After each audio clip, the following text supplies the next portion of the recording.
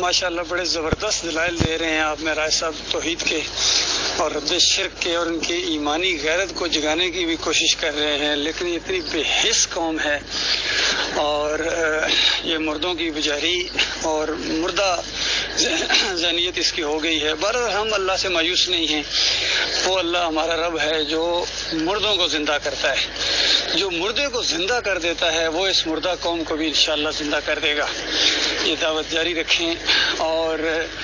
دلائل توحید کے اتنے زیادہ ہیں کہ یہ پوری کائنات کو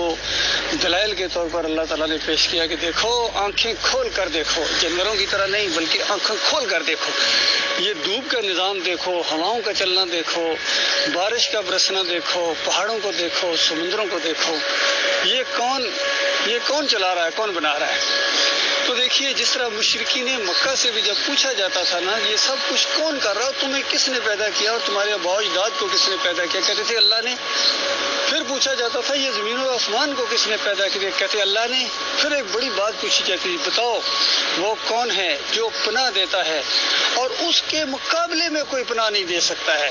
تو کہتے تھے یہ تو پھر اللہ ہی ہو سکتا ہے۔ تو آپ غور کیجئے، اتنا اللہ کو مانتے تھے، پھر بھی کافر ہیں، پھر بھی مشرک ہیں۔ وجہ کیا ہے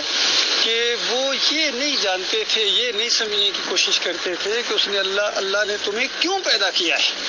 جس طرح بھی آپ ان کو مثالیں دے رہے ہیں کہ آم کو دیکھو، یعنی لیچی کو دیکھو، یہ پھلوں کو دیکھو، تو یہ سب سے کسی کٹر سے کٹر مشرک سے پوچھیں، بریلوی سے پوچھیں، دیوبندی سے پوچھیں، اہل حدیث سے پوچھیں، یہودی سے پوچھیں، عیسائی سے پوچھیں، سکھ سے پوچھیں، ہندو سے پوچھیں، یہ کس نے پیدا کیا ہے؟ سب کے سب کا جواب ہوگا کہ یہ اوپر والے نے، یعنی اللہ نے پیدا کیا ہے۔ کوئی بھی نہیں کہے گا ہمارے کسی پیر نے پیدا کیا ہے۔ یہ چیز تو یہ سمجھتے ہیں، لیکن اس نے یہ سب کچھ کیوں پیدا کیا ہے، اس جواب کے یہ انکاری ہے۔ ہوائیں کیوں چلا رہا ہے، تمہیں صبح ناشتہ اس نے کرایا، لنچ کرایا اس نے، ڈنر، اور پھر رات کو نیند، اور یہ معاشرہ اور ماحول اور گھر اور یہ سب کچھ جو تمہیں اللہ نے دیا ہے اور دیے جا رہا ہے، یہ کیوں دیا ہے اور کیوں دیے جا رہا ہے؟ ایسے دیے جا رہا ہے۔ میاں مٹھو تم سے پوچھا جائے گا، ایک دن پوچھا جائے گا، بتا تیرا الہ کون تھا، تیرا معبود کون تھا؟ اور اس اللہ کے سارے احسانات جو مہربان رب، ماں سے زیادہ پیار کرنے والا، اندازہ لگائیے، ماں سے زیادہ، ماں کی ممتا کو پیدا کر کے اللہ نے اپنی محبت کا احساس دلایا کہ دیکھو یہ سمجھتے ہو تم ماں کتنی محبت کرتی، اس سے زیادہ میں تم سے محبت کرتا ہوں، اندازہ لگائیے، اور تم میرے بندے ہو، میں تمہیں کھلاتا ہوں پلاتا ہوں، لہذا بس اتنی سی مانگ ہے کہ مجھے داتا مان لو، حقیقت کو مان، اس حقیقت کو مان لو۔ لیکن اس حقیقت کو تم جب جھٹلاؤ گے، کسی اور کے سامنے جھکو گے، کسی اور کے داتا دستگیر مشکل کشا حاجت روا کہو گے، پھر دنیا کے اندر کوئی ایسی چیز نہیں ہو سکتی ہے، اتنی بڑی نفرت نہیں ہو سکتی ہے، اتنی بڑی سزا دنیا کے اندر تصور کرو نہیں ہو سکتی ہے جتنی پھر تمہیں اللہ سے وہ ملے گی۔ اللہ سے شدید نفرت تمہیں پھر ملے گی اگر تم شرک کرو گے اللہ کے ساتھ، تمہارے اوپر لعنتیں پڑیں گی۔ اور یاد رکھنا، فرشتوں کا ایمان اللہ کے اوپر ایسا ہے کہ جس سے اللہ نفرت کرتا ہے نا، فرشتے اس سے نفرت کرتے ہیں، جس پر اللہ لعنت بھیجتا ہے نا، فوراً فرشتے اس کے اوپر لعنت بھیجتے ہیں۔ اور یہی انبیاء کا بھی معاملہ ہوتا ہے۔ کل قیامت کے دن یہ سمجھتے ہیں کہ کہتے ہیں ہم جنت میں گزریں گے اور محمد مسکراتے جائیں گے، پھول رحمت کے گریں گے، ہم اٹھاتے جائیں گے۔ او بھائی مانو، تم وہاں جنت میں پہنچو گے تو اس پھول کو اٹھانا نا، تمہارا تو داخلہ ہی وہاں بند ہے۔ اللہ تعالیٰ نے اعلان کر دیا، انہ من یشرک باللہ فقد حرم اللہ علیہ الجنہ ومأواہ النار وما للظالمین من انصار، کہ اللہ کے ساتھ شرک کرنے والوں کا معاملہ یہ ہے کہ اللہ تعالیٰ نے اپنی جنت کو ان کے اوپر حرام قرار دے دیا ہے۔ فرمایا ان کا جنت میں جانا اتنا ناممکن ہے جتنا سوئی کے ناکے سے اونٹ گزار دو۔ یہ باتیں سمجھانے کے لیے، کہیں فرمایا یہ انبیاء بھی شرک کرتے تو میں ان کا کیا کرایہ برباد کر دیتا ہے۔ انبیاء زیادہ کون جہاد کرنے والا ہے، کون تقریریں کرنے والا ہے، کون دین کو پھیلانے والا ہے؟ تو یہ سمجھانے کے لیے کہ قیامت تک آپ نے کسی سے متاثر نہیں ہونا ہے۔ اس کے عقیدے میں اگر خرابی آ گئی، ثابت ہو گئی، اب وہ بزرگ نہیں رہے ہیں، اب وہ رحمت اللہ علیہ نہیں رہے ہیں، اس کا ایک شرک اگر ثابت ہو گیا تو ان کے تو 3 شرک ثابت ہے، کسی کے 5 شرک ثابت ہے، کسی کے 100 20 50 سب میں شرک ہے، کسی میں کم کسی میں زیادہ، سب سے زیادہ ہم پہلے کہا کرتے تھے کہ شرک بریلویوں میں، صوفیوں میں، دیوبندیوں میں، اور سب سے کم شرک جو ہے جماعت اسلامی والوں میں، کیا نام ہے، اہل حدیثوں میں پایا جاتا ہے۔ کیا نام ہے اہل حدیثوں میں پایا جاتا ہے کہ نبی علیہ السلام کی روح واپس آ جاتی ہے، صلاۃ والسلام پڑھو قبر کے اوپر اور دور سے پہنچایا جاتا ہے، یہ شرک ہے ان کے اندر۔ اور 99% اہل حدیثوں کا یہ بھی شرک تھا، تعویذ گنڈے کا شرک۔ بہت کم گنے چنے انگلیوں پر، ہاتھوں کی انگلیوں پر گننے کی تعداد کے برابر وہ ان کے علماء تھے جو تعویذ گنڈے کو شرک کہنا شروع ہو گئے تھے۔ لیکن جو تعویذ گنڈا کرتے تھے ان کو مشرک نہیں کہتے تھے، ان کے پیچھے نمازیں پڑھتے تھے، ان کو اپنا امام اور لیڈر مانتے تھے۔ تو یہ معاملہ ہے ان کا۔ تو اب سب سے کم شرک والی اگر کوئی جماعت ہے تو یہ محمد حنیف کی جماعت ہے۔ اہل حدیثوں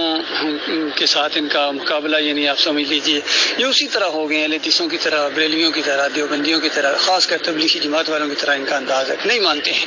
آگے سے بحثیں کریں گے ان کے سارے بڑے جتنے ان کے مولوی ٹائپ لوگ ہیں،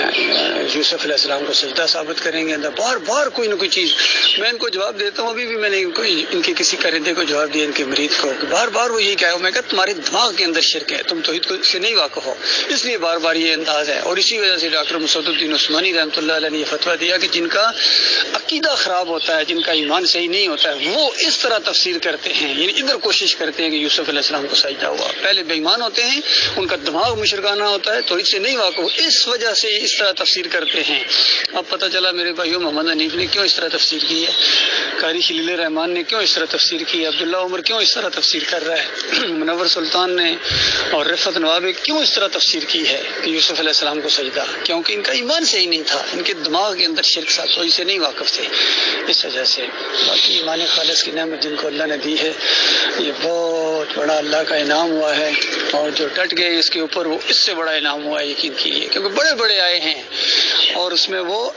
ڈٹے نہیں ہیں، اس کے پختہ نہیں ہوئے ہیں، اور امتحان پختگی کا تھا کہ کون اس میں پختہ ہے، کون اس بات کو مانتا ہے کہ اللہ اکیلا الہ ہے، اس کے علاوہ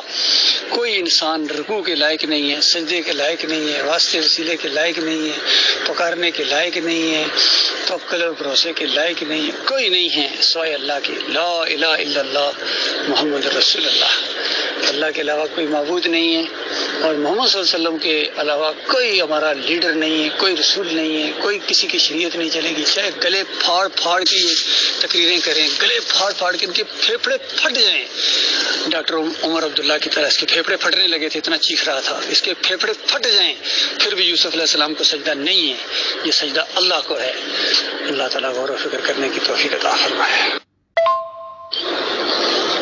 السلام علیکم۔ واقعی یہ بات آپ کی صحیح ہے کہ شرک ایسا ظلم ہے، ایسی بیماری ہے،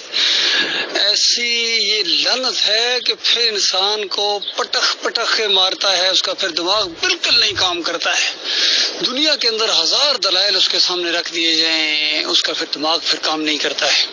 شرک ایسی بری چیز ہے۔ ہمارے سامنے سب سے بڑی مثال آئی ہے، دیکھیے کتنے متقی اور پرہیزگار نظر آتے تھے محمد حنیف صاحب، لیکن جب شرک ان کے اندر آیا تو ان کی ساری ڈگریاں دنیاوی اور ساری سمجھ اور ساری تجدید گزاریاں ان کی بالکل لپیٹ کے رکھ دی گئی، ادھر دھیان ہی نہیں ان کا جا رہا ہے۔ یہ حال ہوتا ہے شرک کا، اور نہ صرف دنیا میں بلکہ آخرت میں بھی ان کا دماغ نہیں کم کرے گا ان بے ایمانوں کا۔ جب یہ جہنم کے اندر الٹ پلٹ کیے جائیں گے، جہنم کے اندر ڈالے جائیں گے، لعنت ان پر پڑ رہی ہوگی، تو پتہ کیا کہیں گے؟ کہیں گے کیا وجہ ہے وہ نہیں نظر آ رہے، وہ جو اللہ کے سجدے کے قائل تھے مومنوں کی طرف وہ اشارہ کریں گے کہ وہ ادھر نظر نہیں آ رہے، تو ان کا دماغ وہاں بھی نہیں کام کرے گا کہ بے ایمانوں وہ یہاں کہاں ہوں گے۔ ان کے ساتھ تو اللہ تعالیٰ نے جنت کے وعدے کیے تھے کہ تمہیں جنت کی بہاروں کے اندر رکھا جائے گا، تو یہ بے ایمان وہاں بھی ڈھونڈ رہے ہوں گے کہ وہ کدھر ہیں جو جناب جن کو ہم بڑا برا کہتے وہ یہاں نظر کوئی نہیں آ رہے، ان کا وہاں بھی دماغ نہیں کام کرے گا۔ تو ایسی شرک کی لعنت ہے۔ باقی بیماری ہوتی ہے دنیا کے حد تک انسان مرتا ہے وہ چیز ختم ہو جاتی ہے، لیکن یہ شرک کی لعنت ایسی لعنت ہے کہ ہمیشہ ہمیشہ کے لیے آپ کے ساتھ چمٹ جائے گی، کبھی دوبارہ علیحدہ نہیں ہوگی، ہمیشہ ہمیشہ کے لیے مشرق کا توق دماغوں کے اندر اور گلے کے اندر یہ توق پہنا دیا جائے کہ یہ مشرق ہے، ہر طرف لعنت جدھر جائے گا یہ مشرق آ گیا، یہ مشرق آ گیا، بے ایمان آ گیا۔ اس طرح جہاں جسمانی اذیتیں ہوں گی اور وہاں ذہنی اذیتیں بھی بہت زیادہ اللہ تعالیٰ نے تیار کر کے رکھی ہیں، اور ذہنی اذیت جسمانی اذیت سے بھی زیادہ ہوتی ہے۔ کہا جائے گا چکھ مزے، تو بڑا چودھری تھا تھا، تو تو بڑا راجا تھا، تو تو مفتی صاحب تھے، آپ کیوں چیخ رہے ہیں حضرت صاحب؟ آپ تو غوث پیا تھے، آپ تو داتا صاحب تھے، آپ تو مشکل کشا تھے، مشکل کشائی کرو نا اپنی آج۔ اور اس کے بعد تو کھوٹی کھری کرتا تھا۔ اس طرح کے سارے معاملات ان کو بتائے جائیں گے جن کو یہ مشکل کشا داتا دستگیر کہتے ہیں۔ باقی وہ جو نیک لوگ جنہوں نے یہ تعلیم نہیں دی ہے ان کا اس سے کوئی تعلق ہی نہیں ہوگا،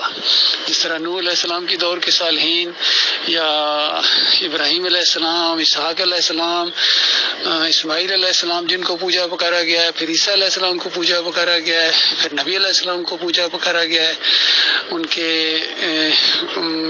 بیٹی کو، ان کے داماد کو،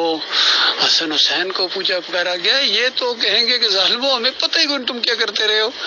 اور یہ بھی ان کے اوپر لعنتیں بھیجیں گے جن کو یہ پوج پکار رہے ہیں جو نیک لوگ ہیں۔ باقی یہ جو صوفی حضرات ہیں، ان کے اکابرین ہیں سارے، یہ وہاں ان کے ساتھ گٹھے ہوں گے، انفاس العارفین والے، غنیت الطالبین والے، کشف المحجوب والے، اور فیوز یزدانی والے، اور حجت اللہ البالغہ والے، اور کنز الایمان والے، اور تفہیم القرآن والے، یہ سارے وہاں گٹھے ہوں گے بے ایمان، کیونکہ سب نے اللہ کے دین کے ساتھ کھیل کھیلا ہے، سب نے مل کے مارا ہے اس قوم کو۔ اللہ تعالیٰ جو پیچھے چل رہے ہیں ان کو کچھ سمجھ عطا فرمائے، کن کے پیچھے جا رہے ہو،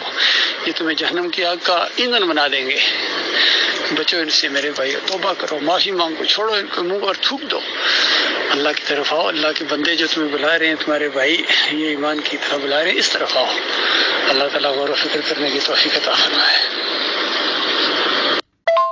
پاکستان کا مطلب کیا؟ لا الہ الا اللہ۔ وہاں پہلے فریب دیا گیا تھا، ان کو بھی معنی نہیں آتا تھا، نہ کل نعرہ لگانے والے کو، نہ پیچھے نعرے کا جواب دینے والوں کو،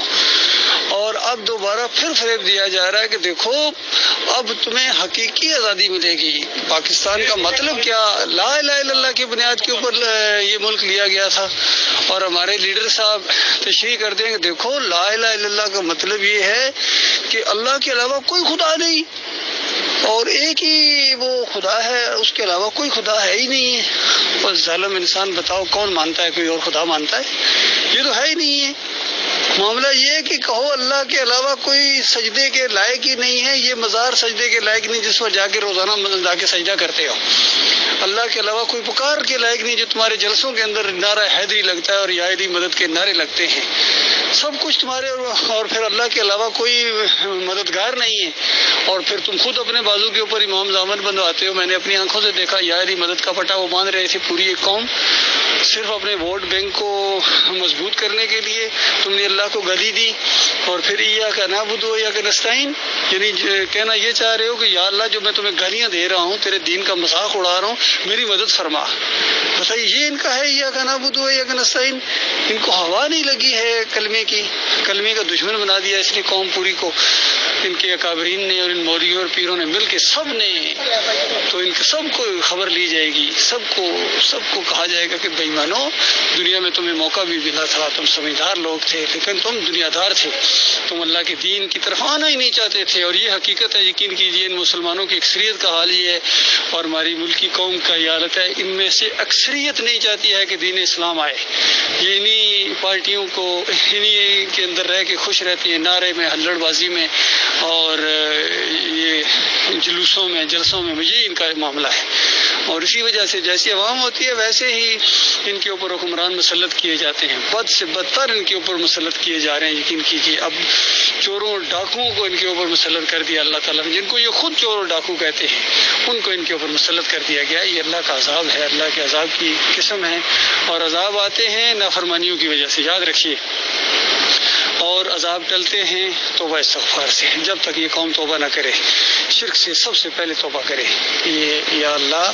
ہم جو آپ کو چھوڑ کر دوسروں کو داتا کہتے تھے، دستگیر کہتے ہیں، مشکل کشا کہتے رہے، حاجت رفا کہتے رہے، چادریں چڑھاتے رہے اور سر میلے کرتے رہے، اور جمہوریت کے مشرکانہ نظام کو تقویت دیتے رہے، یا اللہ ہمیں معاف کر دے۔ انہی فریب کاروں نے فریب دیا تھا، بے ایمان جو مر گئے وہ تو آگ میں چلے گئے، اور جو باقی رہ گئے ہیں وہ بالکل انتظار میں ہیں۔ توبہ کر لیں گے تو بچ جائیں گے، نہیں توبہ کریں گے تو خود بھگتیں گے، اب ہم کیا کر سکتے ہیں۔